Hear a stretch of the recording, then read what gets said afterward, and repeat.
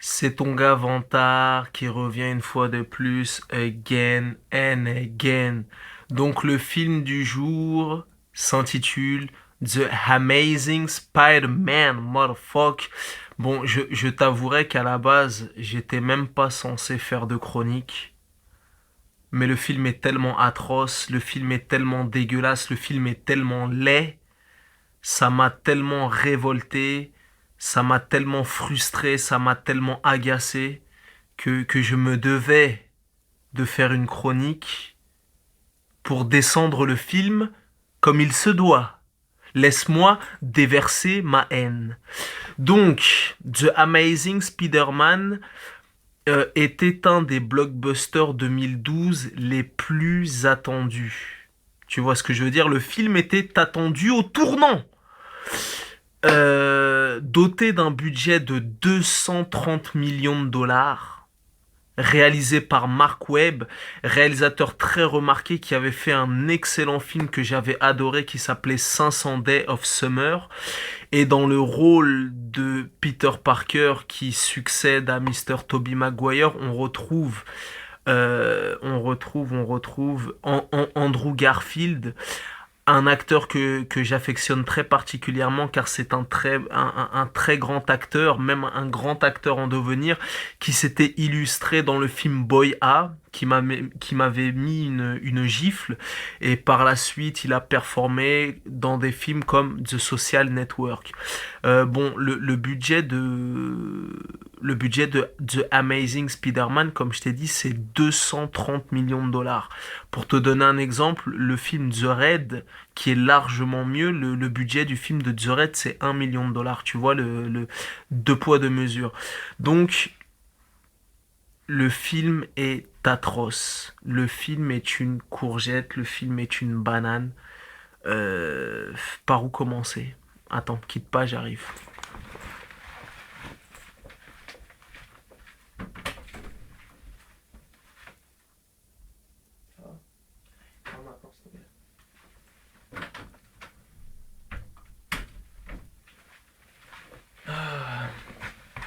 D'ailleurs, je ne sais même pas pourquoi j'appelle ça un film. Le film n'a même pas le statut de film. C'est un téléfilm. C'est un film de vidéoclub. Par où commencer?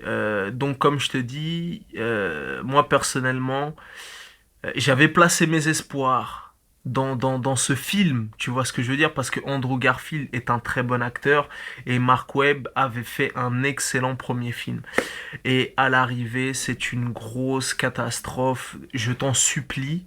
Déjà, si tu visionnes cette chronique, ne va pas le voir. Le film ne mérite même pas le téléchargement. Il mérite même pas que tu le regardes en streaming sur le net. C'est une daube, c'est une catastrophe monumentale. Par où commencer, je sais même pas par où commencer. Le scénario est nul à chier. Les effets spéciaux sont vulgaires. Le film a coûté 230 millions de dollars. Je sais même pas où est passé l'argent, tellement les effets spéciaux sont ridicules. Le film est super prévisible. Les dialogues sont niais. Tu vois ce que je veux dire? T'as des dialogues à la cuculapraline, mais le film est bâclé. Ça veut dire que pendant les 2h17 que durait ce film, les gens rigolaient toutes les 5 minutes. Je me suis dit, mais merde, c'est la soupe aux choux, c'est un film comique ou quoi? Normalement, Spider-Man, c'est censé être un film sérieux. Les gens rigolaient, mais ils rigolaient pas au bon moment, tu vois ce que je veux dire? Donc, toutes les 5 minutes, les gens riaient. Et quand je te dis les gens riaient, c'est limite, le film, c'est la plus grosse comédie de 2012, tu vois ce que je veux dire?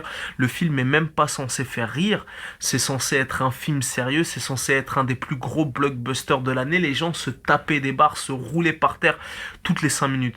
Donc les dialogues sont niais, le scénario est nul à chier, le film est bâclé, le film est super prévisible, les effets spéciaux sont en papier, sont en carton mâché. J'arrive même pas à croire qu'en 2012, le film n'arrive même pas à la cheville du film qui est sorti en 2002, c'est-à-dire il y a 10 ans de Sam Raimi. Tu vois ce que je veux dire? Donc c'est... oh là là. Tu vois, Sam Raimi, il est encore en vie. Il est encore en vie, il n'est pas encore décédé, mais passe-moi l'expression, même Sam Raimi doit se retourner dans sa tombe.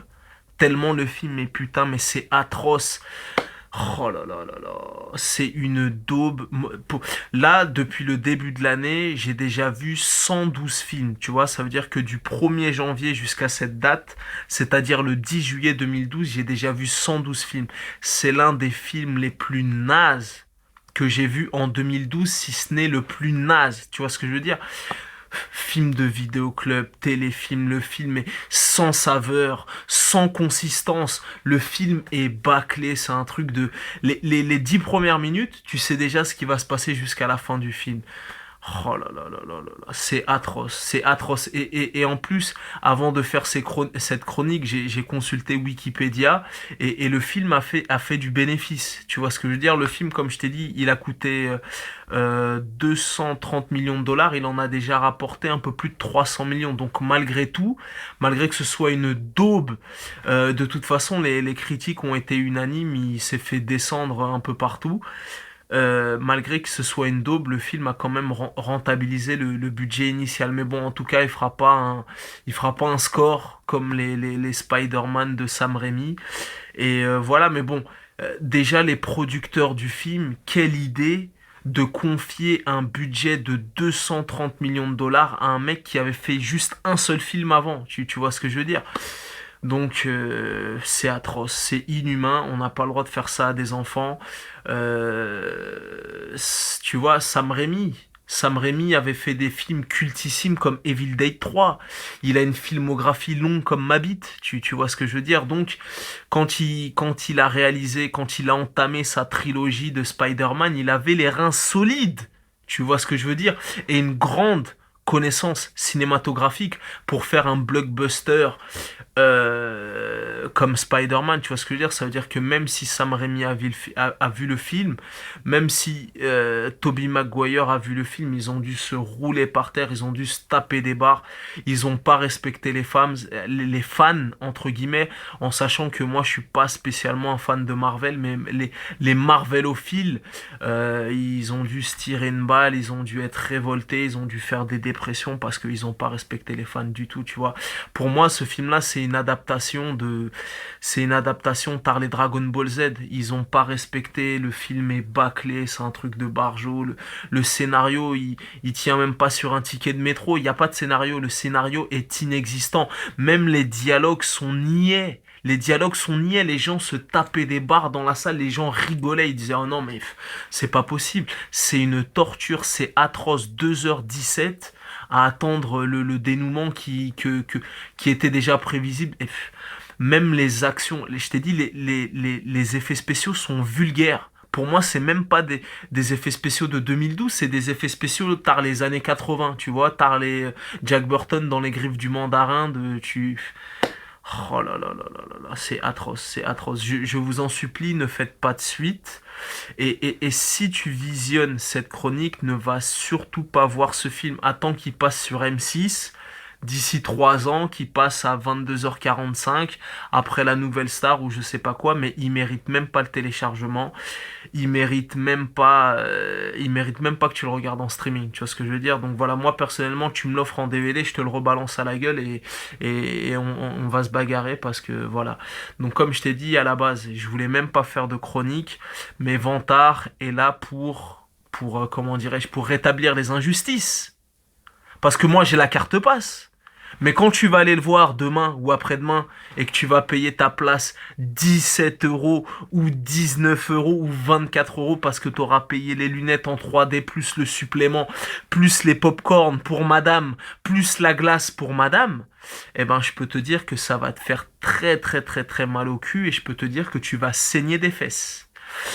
Donc voilà, donc n'allez surtout pas le voir sous aucun prétexte, n'allez surtout pas le voir, donc c'est pas la peine d'aller le voir et de revenir sur Facebook et de revenir sur mon blog et de revenir ou de m'envoyer un mail ou de me croiser dans la rue en me disant oui Vantard, j'ai vu ta chronique mais je suis un intrépide, je suis un aventurier, je suis quand même parti le voir, j'aurais dû t'écouter, garde ton argent, va avec ta meuf au grec, achète-lui un grec, c'est les soldes, garde tes sous, va t'acheter des caleçons à H&M, mais ne va surtout pas voir ce film qui est une daube monumentale. Et en plus, dans le film, t'as des placements grossiers pour la pub que je ne citerai pas, Sony, toutes les 30 secondes, ordinateur Sony, téléphone Sony, à toutes les sauces, donc des petits plans subliminales de ci, de là, mais on aura compris que le film était entièrement financé et sponsorisé par Sony. Donc voilà, tu connais ce dicton légendaire qui dit les goûts et les couleurs, ça ne se discute pas, mais si t'as la vie devant tard, c'est toujours le bon. Moi personnellement, j'ai vu un très bon film hier qui s'appelle Inside, un film qui paye pas de mine et qui n'est pas distribué dans 570 salles comme Spider-Man. Va voir Inside, c'est très très bien. Va voir le nouveau Woody Allen, c'est pas le Woody Allen de tous les temps, mais il est déjà mieux que le précédent qui est sorti l'année dernière. Ou pour les cinéphiles un peu plus avant-gardistes, ceux qui ne vont pas voir que les blockbusters comme Spider-Man, X-Men 13, Fast and Furious 14, Transformers 14 et compagnie, je te conseille d'aller voir Holly Motors qui est très très bien. La prestation du protagoniste original, je sais plus comment il s'appelle, Daniel Lavant ou je sais pas quoi, est totalement estomacante. Ne serait-ce que pour sa prestation, il faut aller voir ce film. Léo Carax est un grand metteur en scène, un espèce de Tim Burton habité par son art. Donc je te conseille d'aller voir aussi Holly Motors. Donc voilà, ben c'est tout. Bonnes vacances à tous. Faites les soldes. Partez au soleil parce que tu as pu constater qu'à Paris le temps était dégueulasse. Et surtout, sous aucun prétexte, n'allez pas voir Spider-Man. N'allez pas donner de l'oseille à ce reboot sans saveur qui est nul à chier. Maintenant, on attend le fameux reboot de Total Recall qui, à mon avis, n'égalera pas l'original avec Schwarzenegger, Sharon Stone, Michael Ironside, réalisé par Paul Verhoeven avec une musique de Jerry Goldsmith. Je l'attends au tournant et si le Total Recall ne vaut pas l'original, je peux te dire que je vais me le faire et que je le descendrai dans les règles de l'art. Donc à mon avis, le seul blockbuster qui va tenir la route en 2012, ça va être le blockbuster de Christopher Nolan, The Dark Knight Rise, avec Bane, a.k.a. Tom Hardy, et avec ma main Christian Bale. C'était ton Gavantar, Peace and Love. Il y a aussi The Raid qui est toujours en salle. Si tu l'as pas vu, je te somme d'aller le voir. Et si tu veux voir à quoi ça ressemble et voir la bande-annonce, eh ben tu peux regarder la chronique sur YouTube, car j'ai fait une chronique du film The Raid. Peace and Love. Sortez couverts, mettez des capotes.